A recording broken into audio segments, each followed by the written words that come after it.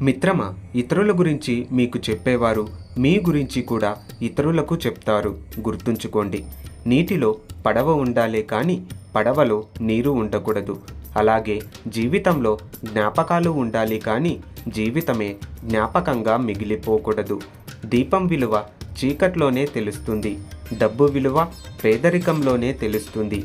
అలాగే కుటుంబం విలువ ఒంటరితనంలోనే తెలుస్తుంది. గొడవ జరిగితే గాని బయటపడదు అసలు ఎవరి మనసులో ఏముందో అని. చూడ్డానికి అందరూ నవ్వుతూ పలకరించేవారే. అవసరం ఒకరిదైతే అవకాశం ఇంకొకరిది. ఆ కోపంలోనే మనిషి యొక్క అసలు వ్యక్తిత్వం బయటపడుతుంది.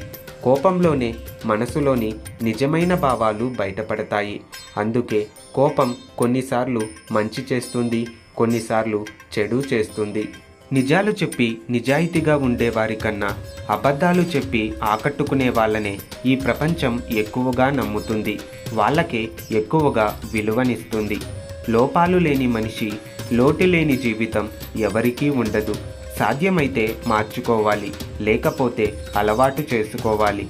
అంతేకాని మనసును గాయం చేసుకోకూడదు.